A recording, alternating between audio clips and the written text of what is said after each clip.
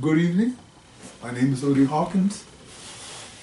And here I come. Okay, and here's Zola. I knew you were somewhere. Yes, indeed. Somebody informed that you were on your way. And yes, indeed. Hello there. How's everyone? good to see you. Hello.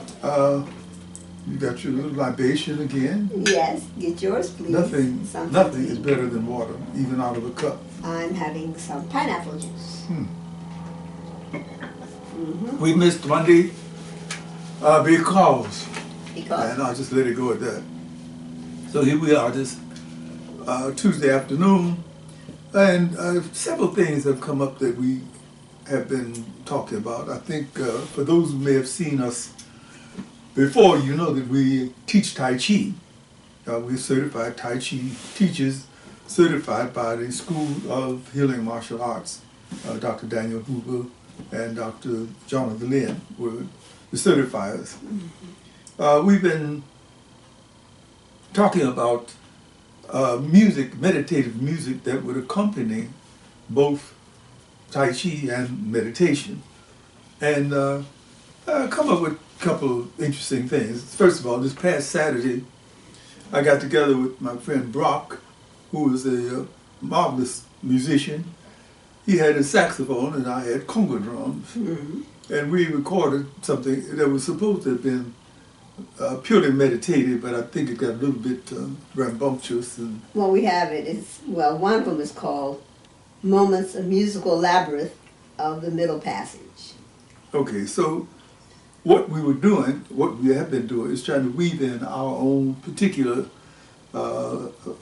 cultural frames of reference and expose that as we listen to other music.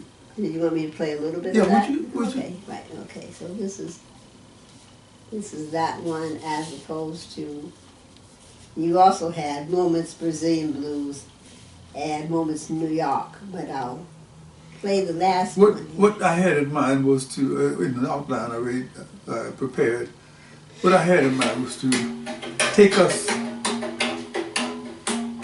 Africa, to Brazil, Cuba, and other places where African Americans have been either taken or have gone. Some people, I think Because you didn't talk much when you were young. that's what it's a brief idea of what it You sounds can like. find it on our YouTube channel Yeah. if you're interested in hearing the rest. Okay, well, some people are under the impression that African-oriented music is simply all about drumming and other percussive things. But we're finding that the more you listen to it, Africa from North Africa down to South Africa, and to west to east, embodies a whole cacophony of different kinds of instruments. And what we're trying to do is fuse some of those instruments into. But especially like for a Tai Chi class, so you have a whole class that's made of a variety of people, and none of them are Asian. And maybe some of them don't have an appreciation for Asian music. So like for one class we played Miles Davis's Kind of Blue. And I thought of playing the Tennessee Waltz since it's nice and smooth, but the words are really not that comfortable for... A bit spicy. Yeah, for Tai Chi. But there's other music that people are interested in, should check out and see if it's conducive for doing your Tai Chi form. Okay, other than the musical background, which is something we can all be concerned about, what do you find in your Tai Chi teaching that is maybe the most challenging thing? I think not so much the Tai Chi, but the Qigong, staying soft, but also with the Tai Chi, staying soft, no muscle, just being When you in the say, moment. maybe you could explain that a little bit. Well, like, I know this is. well, like even Tai Chi hands, okay? Soft hands. They're not all tense. Yeah. Okay? And then, like, from the first move of this, some people, it's like, no, it's no muscle. Okay. as Master Tom would say. Yeah. I agree with you. For some funny reason, I don't know if it's simply because we're living in an industrialized society where people are on edge and anxious about any number of things. But how do you overcome that? How do you make them, how do you relieve them of their anxieties in order to be soft, as you put it? Try to explain that Tai Chi, Qigong and Tai Chi is more of like a preventive medicine. Okay, that it gives you the opportunity to really know your body. You know, you're no longer a baby where, you know, all of a sudden, oh, I've got a cold, I've got a hole in the middle of my body, okay? And so you're examining your navel because you hadn't noticed it before. But in another way, you become more aware of your surroundings and of yourself. That that you realize that, oh, I've got a pain here. But you were too busy doing other stuff that you didn't notice you had a pain there. All right? And in doing the movements, because it affects you internally as well as externally, this gives you a great opportunity to know thyself. You know, that's the point. That's the point to me. I don't get a kick out of it. I don't laugh out loud about it. When you say to someone, this is patting the wild horse's mane. Your left palm is up, your left hand is up, and you say, as you turn your left foot, obliquely turn your left hand to accompany it. And it's so interesting how from time to time people will turn their right hands and left foot, or turn their left hand, left right. It's a coordination process that I'm not quite sure how it got to be there. Yeah, I don't laugh. I'm not laughing at anybody, No, but it's so. yeah. And I'm standing right here. Look at this lady who said, "No, turn your left hand." And she's turning this hand. No, your left hand. But I think one of the things that happens since they're not used to being told or being asked to be acquainted with parts of their bodies that they just take for granted. This is my left hand, my right hand.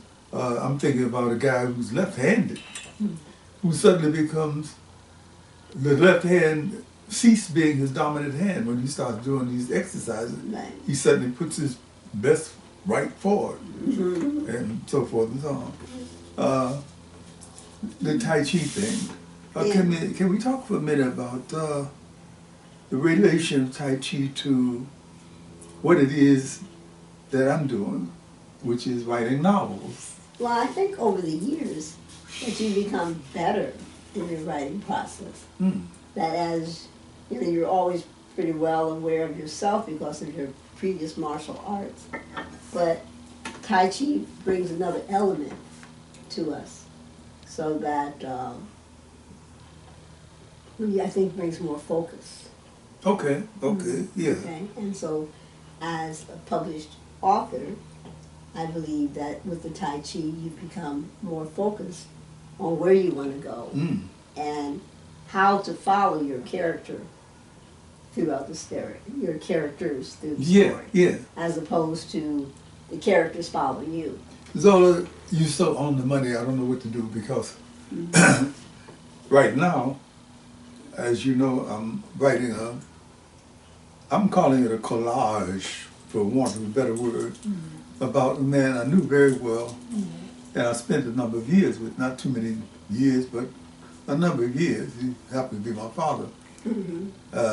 They called him a honey because he was so sweet. Well, having met John Hawkins, I just can't imagine, I really can't and wouldn't want to imagine a room full of Hawkins men, honestly. They were a handful, I tell you. They were a room full when they were. But you know, one of the things I loved about them, the fact that I never saw any dissension between Uncle Eugene, Uncle Eddie, my father, and Uncle John. I never saw, and the two uncles I had by marriage, Uncle Percy and Uncle Thomas. There was never any dissent. They were a united their collection of four brothers. They may have joked about each other a little bit, but when it came time to get down to things, like, they were united. The thing you make the point about Tai Chi and being focused on the writing, I began to notice that 20-some odd years ago, when we started doing Tai Chi, and I could prepare an outline, and I was doing, I guess, fairly decent outlines in the way I'd been taught. You do a character profile, you do, which would encompass the psychological, physiological, and sociological prints of the character. You establish the location. You know, if it's a scene happening in the western, in the winter, middle of one time in the Middle West, it's a very different scene than it's going to be in California in wintertime. I began to see that if I could focus on some specific item in this character's personality, it would be like zeroing in on the chi. It would be like having gotten, as you say, having gotten a point to know where the character is going. If I'm doing it well enough, and if I have exercised well enough, and if my movements are fluid enough, I can make the character's chi flow from beginning to middle to end with crisis, climax, and resolution. And that takes place over a period of months, a lot of time. So the point you're making about keeping a focus and having your attention coalesced using Tai Chi methods, I guess you could call it, it has made things not simpler, but a little bit easier. I can leave my desk and leave of my page a scene in a certain, leave a certain section of the scene and go around doing different things and not really obviously think about what's going on. But then the minute I sit back down, I can attach myself to where I was, and keep going from there. It's this interesting feeling. You don't ever feel lost. It's not like, I think some people talk about being, what is the term they use? When the writer's block. Writer's block, yeah. Yeah. To me, that's a little bit like saying your chi is not being flowing. Apparently, and you've done something.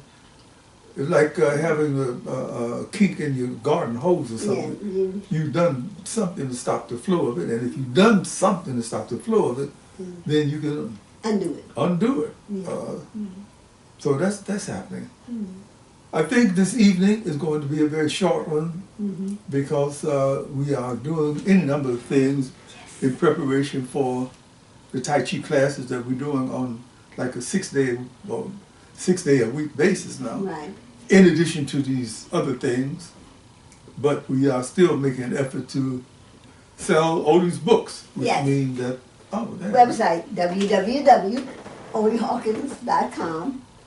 It's on Facebook and of course YouTube and some Instagram. But in the meantime, our holidays are coming, Hollow days, and so what you got? Hollow days. So.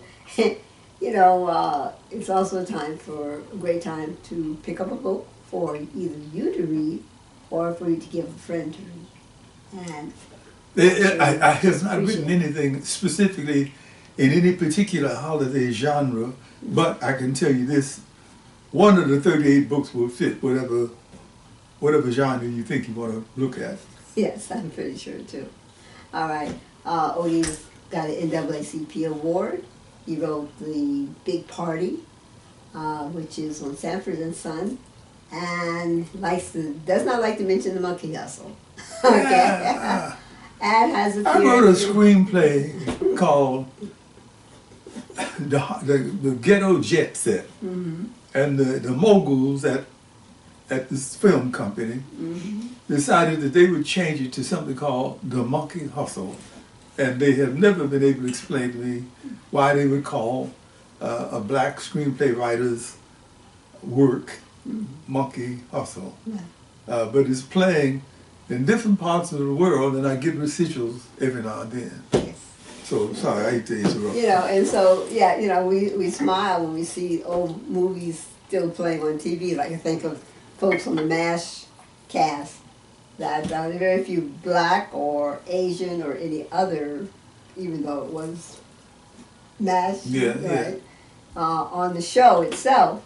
But when you see these old shows being played, like even the Cosby Show, don't feel so bad about the circumstances, as opposed to realize that the people that played in these shows still appreciate the royalties. Yeah, yeah. We know a few of them. A friend of ours, Patricia Forte, has written a very good book on black players in Hollywood. Some of them have been major league, some of them been minor league players, and you've seen them over time. Say, oh yeah, I know that guy. I knew him when he was 20 years old. Now he's 80 years old. They're still there. Time flies. And some of the very good people can say to you, well, I didn't like being Butterfly McQueen, but the kind of Butterfly McQueen they wanted was the only one they would accept.